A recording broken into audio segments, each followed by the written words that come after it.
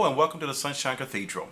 The Sunshine Cathedral is a different kind of church where the past is past and the future has infinite possibilities. And with that, we invite you to come and worship with us here on Sunday mornings at 9 and 10:30 a.m. at 1480 Southwest 9th Avenue.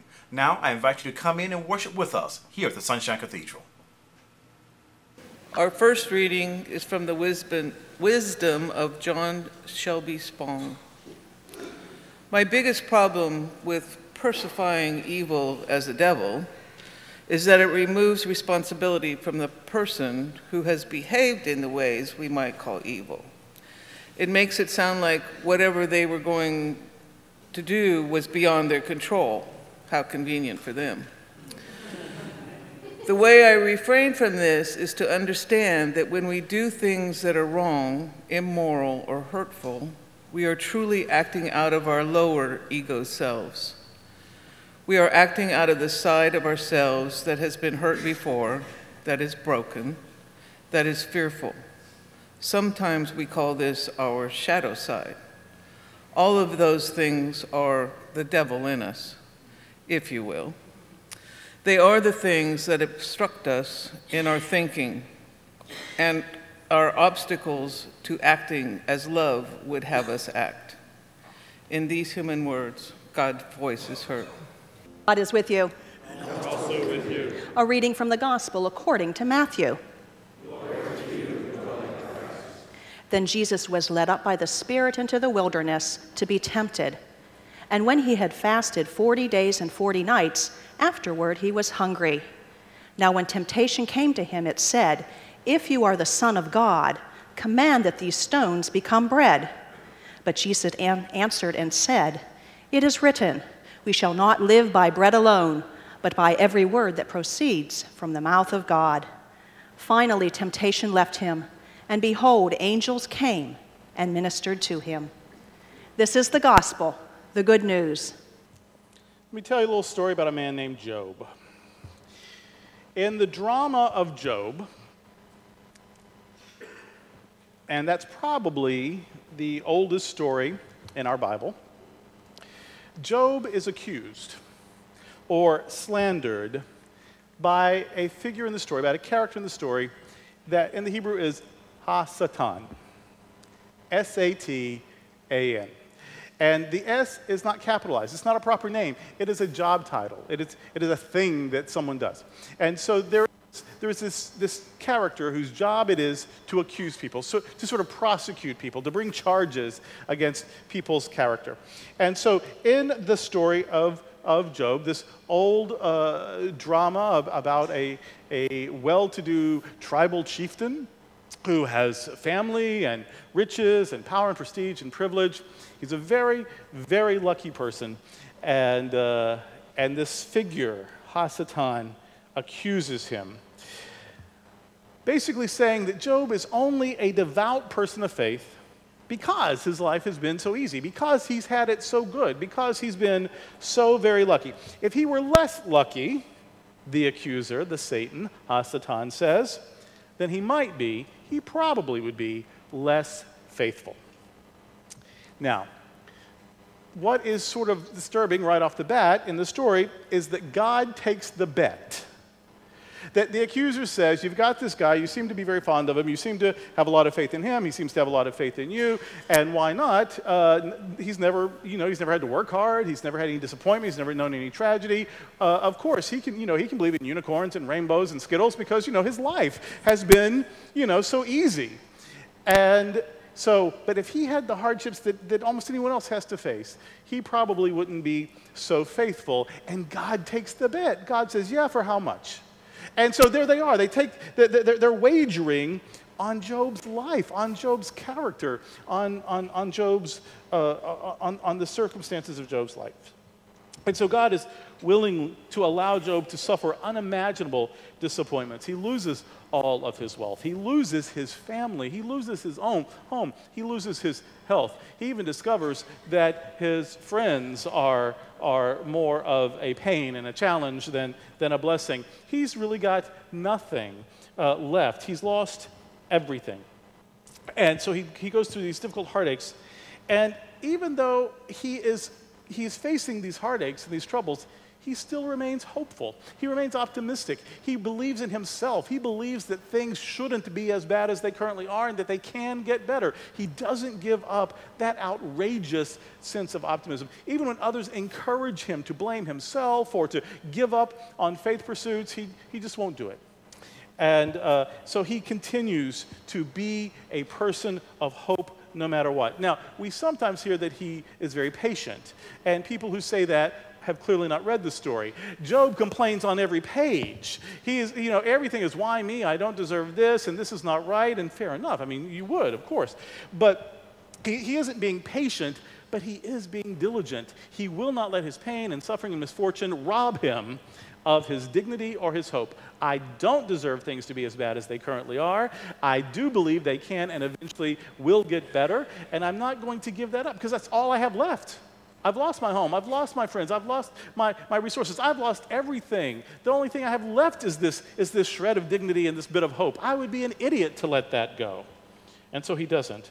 And so he still believes that things can turn around, and he is faithful to that concept. Even though God in the story seems pretty petty to allow a good person to suffer just to prove a point. But the story really isn't about God's character. The story is about how even when it seems like everything you've believed in has betrayed you, you can still believe in yourself and in your own goodness. Also in this story, it is interesting to note that Hasatan, the Satan, the accuser, the slanderer, is not evil. The accuser has full access to the court and counsel of God. The accuser is part of the in crowd. He walks right into the place, has the passcodes, has the key to the executive washroom, eats in the angelic lunchroom. Yes, he's the accuser, but that's his job. That's just what Hasatan isn't a nefarious, spooky name. It's the title on his name badge that gets him into the place. So when he brings charges against Job, he's only doing what he does. That's what he's on the payroll to do. And the accuser, then he's just challenging to see if people are what they claim to be. The accuser doesn't become the boogeyman until much later as the stories continue to evolve and borrow from other stories. In the story of Job, the accuser slandering Job's character and God taking the bait. As horrible as this experience is, neither of those experiences serve as excuses for Job. He is responsible for how he reacts to whatever happens in life. It may seem like there are cosmic forces beyond his control or understanding out to get him, battling over him, and he's just caught in the crossfires, but even so, how he responds to that is always up to him. He can't control everything that goes on in the world, but he is always in charge, in control of how he responds to what is happening in his life. He always has that power, and he is responsible for how he uses it. He doesn't cause every terrible thing to happen, and he doesn't deserve every terrible thing that happens. But how he responds to events and circumstances, that is his choice, and he always has the power of choice. He has the power of choosing how he will respond to the difficulties that are before him. Hasatan doesn't make Job do anything, and neither does God. Job is responsible for his attitudes and his choices. Sometimes when we are facing difficulties, we are so tempted to say, oh, God must be testing me. Oh, God never puts anything more on us than we can bear. Oh, God never gives us more than God can trust us with. And that just makes God seem kind of mean and hateful, and who wants that God? I mean, we're just desperately trying to find comfort, but that's actually some of the stuff that Job's friends say to him, and Job's friends do not become the heroes of the story. And so when we're saying, oh, God is testing me or punishing me or some nefarious evil force out there is out to get me because I'm just so important, of course the forces of evil would come after me, that's really just a way of not taking responsibility. Okay, yes, this is what is. Now, what am I going to do? How am I going to choose to respond to this? By Jesus' day, Satan, now with a capital S, has developed into a more nefarious character. Now he is the boogeyman. In fact, he looks more like the Persian deity Angra Mainyu whose name means destructive spirit. He looks more like the god of evil, the god of darkness, the mean god of Zoroastrianism than this sort of benign accuser in the story of Job, which is the Satan's debut in Scripture.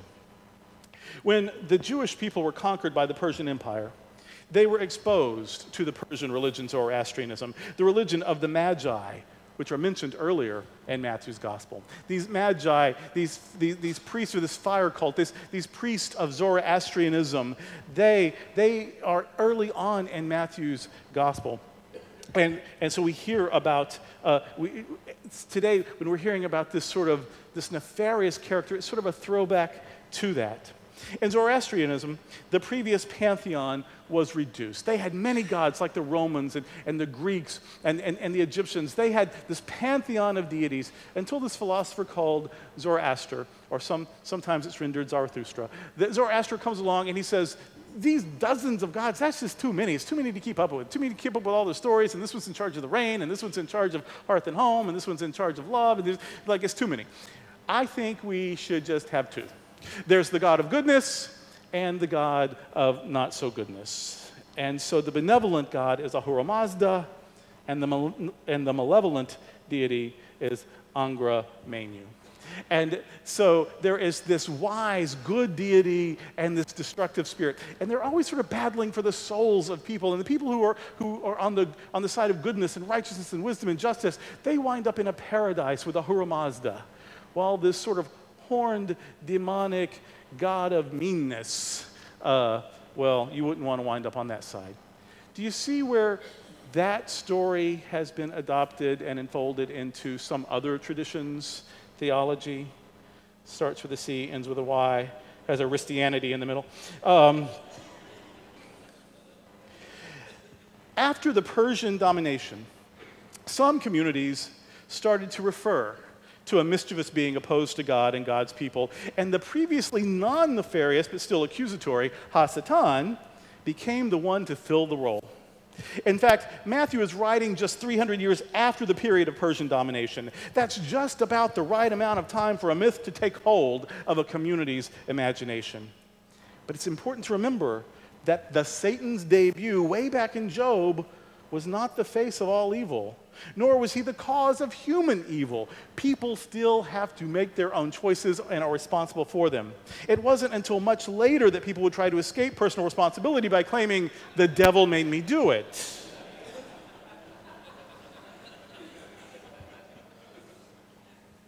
That's an age test right there. If you didn't laugh, it's time to watch some old reruns. Now, let's back up.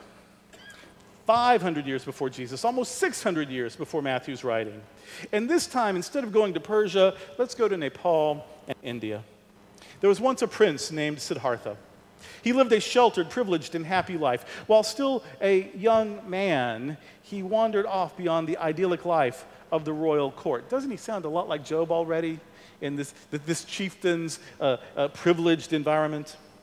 Well, he wandered off, and he was devastated because he saw poverty and illness. He was disturbed to learn that there was real suffering in the world, and he felt compelled to learn the cause and the cure for suffering. And so he left his family and he became a monk in search of spiritual enlightenment. After suffering himself from needlessly harsh religious practices, such as fasting to the point of almost starvation, Siddhartha one day was ready to simply meditate until the answers he longed for could be revealed, till he could just understand who he was in the universe and how the universe was meant to unfold before him and in him and through him. He took his place under the Bodhi tree to meditate until he achieved enlightenment.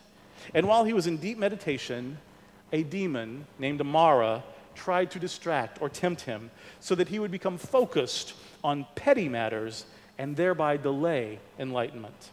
Now, Mara means one who wounds, one who sort of frightens or pierces our self-esteem. Mara is one who wounds and is sometimes called Lord of the Ego. And by ego, we mean that in the old philosophical sense of that small I, that sense of being separate from God and the universe and community, that we are small and alone and fearful. And in that place of fearfulness and loneliness, we make a lot of unhealthy choices and act out in a lot of terrible ways. So the three temptations of Siddhartha that Mara throw at him were, one, that Mara's 3 and very beautiful daughters approach Siddhartha in an attempt to seduce him. And their attempts failed. I could have passed that one, so I feel pretty good. But only the daughters. A vast army stormed then for the second temptation. A vast storm, in sort of a vision, stormed towards Siddhartha. But all the while he continues meditating. And when the army showered their arrows and spears down on him, the arrows magically become lotus blossoms and doesn't hurt him at all. So Mara finally approaches Siddhartha personally to persuade him to return to the court of the king, who just happens to be Siddhartha's father. Hoping, obviously, to appeal to some sense of greed or fear or lack, Mara is trying to persuade Siddhartha that he's just not going to make it like this. He needs to rely on all that privilege, on all that safety, on all that insulation. He needs to go back and forget about all these people who need help. He needs to just be inwardly focused. So just claim his place as his father's heir and enjoy the power that would afford him. And so really, the three temptations are lust, which is out of balance desire. Good, desires are good, we all have them, but when they become controlling, that's when we lose our sense of self. So lust and fear and greed, that scarcity thinking that leads to hoarding or selfish action. Those are the things that could keep Siddhartha from becoming spiritually awake. He overcomes the temptations and therefore becomes the Buddha, the awakened one, the enlightened one. And he spends the next 40 years then, that's a number that shows up a lot in mythology, the next 40 years leading others in the path of enlightenment. The Buddha's ministry begins, although he's been a hermit or a monk already, his ministry actually begins after the wilderness experience, after he goes through and comes out of the wilderness experience. Just like what happened to Jesus, just like happened to Buddha, just like happens with us. Life begins once you come out. That's when it all starts making sense again to you. And so he's in the wilderness sitting under this Bodhi tree meditating, and he's tempted to give up and do what's easy and do what's selfish and just tend to his own desires and needs. But he overcomes that, and he realizes that justice is never about just us, and he gets it, and he goes on to help and heal the world. Now, 500 years after the time of Buddha, a Galilean prophet that we call Jesus is said to have gone into a wilderness for a time of fasting and prayer, 40 days, in fact. That happens a lot. And following this wilderness experience, he would come out. He would go through and come out. And thereby he would begin changing the world with his ministry after affirming within himself his anointing, his enlightenment, his Christ nature. The tempter that changes Jesus is this Satan figure, formerly Hasatan in the book of Job and in the book of Zechariah. But he has developed through the time of the Persian exile into Satan, the bad guy. In Greek, that name is rendered diabolos, which means slanderer. And we've heard about his beginnings. So Jesus, like Siddhartha, faces three temptations: to break his fast, tempted with the lust for food or comfort; to needlessly put himself at risk by leaping from a tall place. Instead of weapons of spears and arrows, the weapon would be foolishness. And then to entertain the possibility of militaristic rule, rising up against governments in an attempt to make himself a ruler. The tempter says to him, if you will just worship what is false, if you will just worship a lie, if you will abandon this course of action and start worshiping the lie that you need power over to be empowered, that you need to have people marginalized for you to be okay and enough, then I'll give you these kingdoms of the world. Well, we only read the first of those three temptations this morning, but if we'd read verses 5 through 10, we would have heard all three of them. The point isn't to literalize Mara or Satan or Angra Mainyu or any other fictional monster. In fact, in Matthew 4:10, one verse before the last verse that Lydia read this morning, Matthew has Jesus dismissing his imaginary adversary by saying, "Get away from me, Satan." How many times have you said that at the end of a relationship? How many times have you said that at closing time? How many times have you said that? Get away from me, Satan. We don't have to believe in or entertain or be afraid of or engage the lies that Mara or Angra Mainyu or Satan symbolize. We don't have to entertain the ideas that we are anything other than the perfect children of God, part of the creation that God calls very good. We don't have to believe that we have to steamroll over other people for us to be good enough. We don't have to believe that we have to hoard or be selfish or self-centered in order to be good enough. We don't have to believe those lies. We can move past the need for these mental monsters, shoo them away, and move on free from their attempts to keep us from knowing how truly magnificent we are. In the temptation story today, Satan has no more power than Jesus will give him. And Jesus chooses to give him none. So he has none. He can say, you know what, I've listened to 3 of these and I'm bored now. Go away. Just go away. Our demons only have the power we give them, and we cut off their supply, and we can cut off their supply. We cut off their supply when we choose to. When we say, I'm not going to listen to your lies about me anymore. I choose to believe who I am. I choose to believe in my goodness. And when I get it, there is no demonic voice trying to tempt me to believe that I am less than I am. I am the power. We create the demons, and we can banish them to the nothingness from which we summon them. We can say, get away from me. Just go away.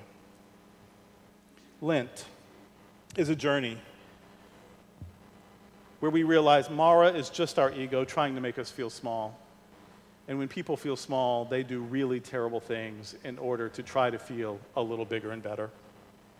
Angra Mainyu is just the symbol for all that is unlike God, but anything unlike God isn't real. God is omnipresent. There's not a spot where God is not. If God is everywhere fully present, what could there be in opposition to God? So Angra Mainyu is the symbol for what is unlike God, but whatever is unlike God is a lie. There is nothing other than the divine omnipresence in which we live and move and have our being.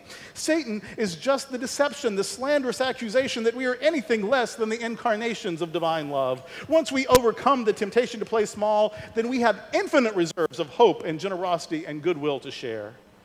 And sharing the best of what we really are is life-giving, and embracing what is life-giving is the message of Easter. As we said on Wednesday night, on Ash Wednesday, Lent isn't Easter delayed, it is Easter come early. Lent is where we get to rehearse what Easter really is. It's not putting it off, it's putting it into practice early, so by the time it gets here, we're really, really good at it. Where we live in resurrection power on and on and on. And we start by practicing it right now. Beliefs are just well-rehearsed opinions. And some of our negative beliefs that God is out to get us, that the devil is out to get us, that some people go to the good place and some people go to the bad place, that we don't deserve anything, that we'll never find love, that we don't... All of those beliefs we rehearsed until they became part of us. We can rehearse a new line of thinking. We can choose new thoughts and hold them until they become our beliefs. And Jesus said, let it be done to you according to your beliefs. That's why when people say, don't you really believe in a real Satan? No, let it be done to you according to your beliefs. I'm not going to believe in that crap. Don't you believe that some people who don't have the right opinions belong to the right club? Go to hell? No, why would I want to believe that? Let it be done to you according to your beliefs. I'm not going to believe anything that would make me miserable or anyone else. Beliefs are just well-rehearsed opinions. And Lent can be a time to practice new and more empowering thoughts and attitudes so that they can become better and more life-giving beliefs. There's not a spot where God is not. So there is no wilderness beyond grace. There is no desert apart from goodness. There is no wasteland beyond hope. There is no place in the entire universe where we could ever be separated from the love that God is. When we can believe in our goodness, like Job, even when the world seems to be coming apart all around us, then the goodness will eventually be made manifest in our experience again, because it's who we are. It's who we know ourselves to be. It doesn't depend on the circumstances. Lent can be a season of intention where we live more and more into the awareness that we are part and parcel of the perfect wholeness that we call God. Lent can be a time where we tell every lie that tries to persuade us that we are anything other than part of God, where we can say to that lie, get away from me. so that I can live in the glorious empowerment that God is. And this is the good news. Amen.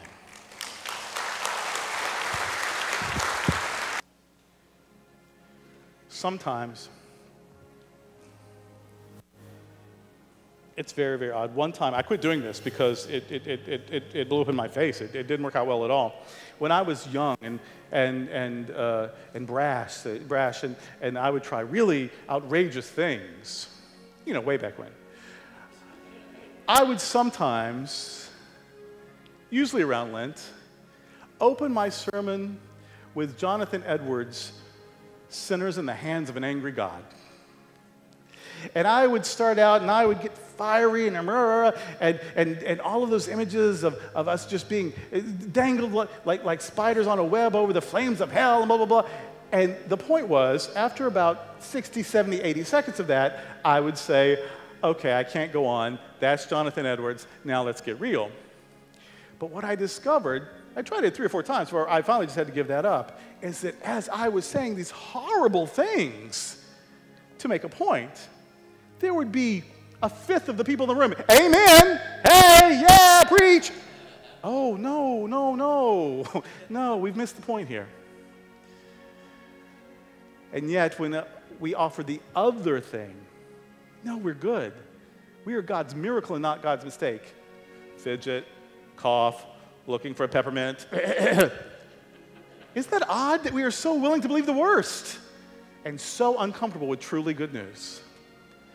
Lent is a time to face those temptations and face them down and say, you know what? I'm not going to believe the lie that I'm anything less than God made manifest. That God knew what God was doing when I got here. That God makes the creation, looks at all the creation and calls it very good, and I'm an integral part of it. I'm just going to choose to believe that. And when there are voices telling me anything to the contrary, I, following Jesus' example, can look it right in the face and say, get away from me. I'm going to believe something else. I'm going to practice a new line of thinking until it becomes the belief that shapes my life.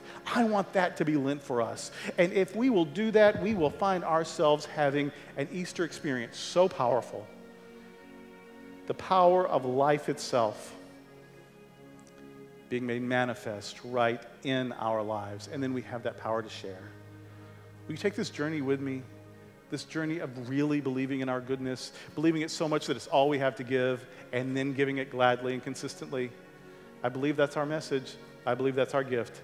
I believe with it we can change the world. Eat this bread, drink this cup, come to me and never be hungry. Eat this bread, drink this cup, trust in me and you will not thirst. 'Twas on a sad and awful night when powers of death and hell arose against a child of God's delight, and friends betrayed him to his foes. Before the mournful scene began, he took the bread and blessed and brake. What love through all these actions ran?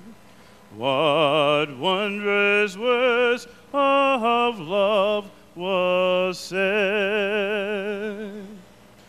This is my body broke for you. Receive and eat the living food.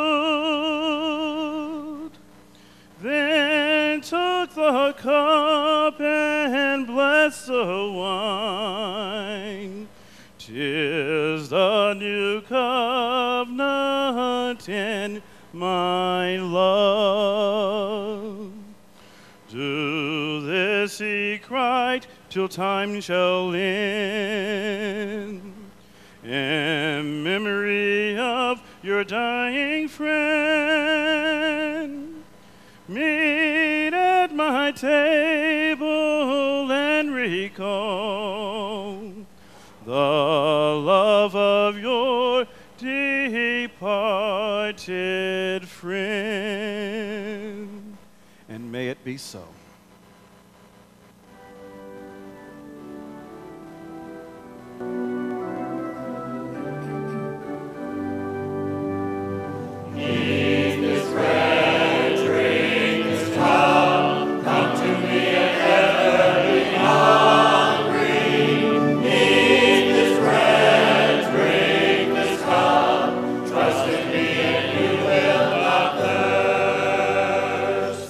Here at the Sunshine Cathedral, we practice an open communion. And what that means is you don't have to be a member of this church or any church to receive the sacrament. Just as you are, with whatever your beliefs or doubts may be, you are welcome to participate in this feast of unconditional love.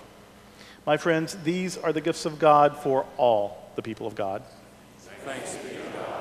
Hello, I want to thank you for joining us for worship today here at the Sunshine Cathedral. Again, if you're ever in the Fort Lauderdale area, please stop by and worship with us on Sundays at 9 and 10:30 a.m. If you'd like to find out more about the Sunshine Cathedral, or about our resources, or about our books published by our senior pastor, the Reverend Dr. Durrell Watkins, or if you'd like to make a donation to the Sunshine Cathedral, please visit us at www.sunshinecathedral.org. Until the next time, may God continue to richly bless you on your journey. I have seen